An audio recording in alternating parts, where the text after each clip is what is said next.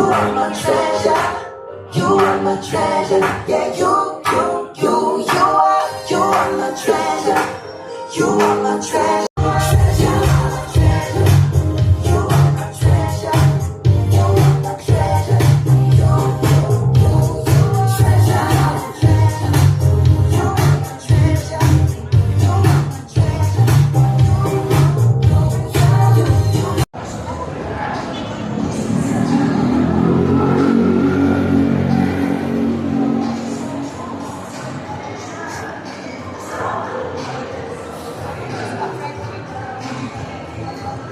Hello ka-friendship.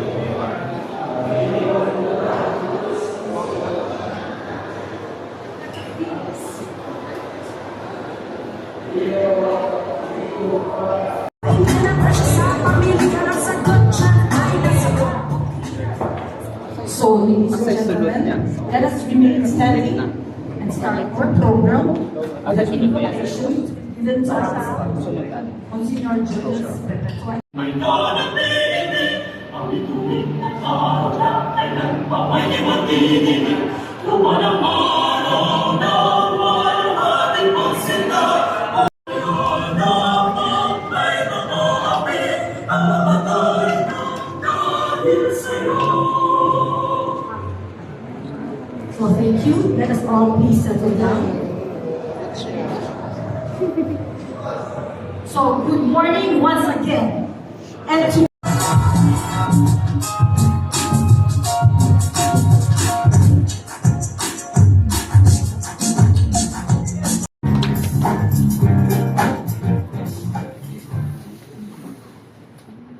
national scale, the single-digit poverty incidence she achieved for her home province of Ilocos Norte by crafting laws that create jobs, livelihood opportunities, safety nets, and crisis solutions, especially for agricultural producers, ordinary wage earners, overseas Filipino workers, and micro, small, and medium enterprises, or SM. Congratulations sa inyo sa pinaka-sosyal na public market na napuntahan ko ever. May executive room, function room, accommodation and hotel, water treatment, office, labaw, usa ka gatos nga stalls. It's a very good investment, as we all know, sa ating mga mayors. Ang local governments, minsan, talaga lang ang market. Birthday to you, happy birthday to you, happy birthday, happy birthday, happy birthday to you. Yes! Okay. I am requesting all the cameramen to be here on the stage.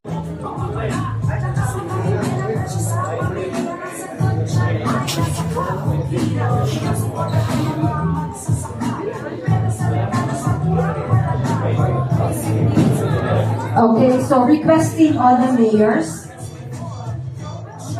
along with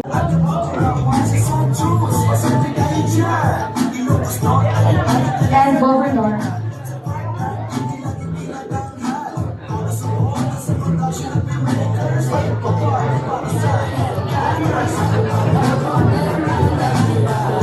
Okay, ready? 1, 2, 3, smile.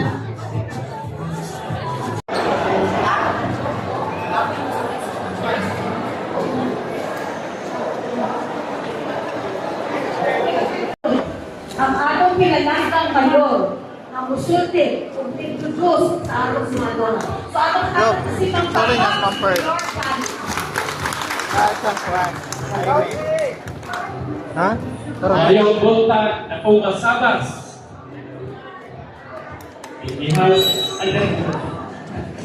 Ihap sa Pumasabas Leaders Associations, no? Ang atong kreahitin kay Minibutado, ang atong target.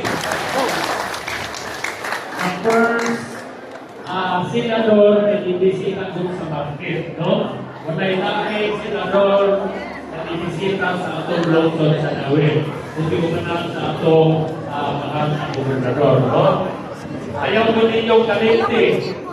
Ayaw ko ninyong kalinti si Senador Amy Marcos kung sa inyong nagkana sa sunod na eleksyon.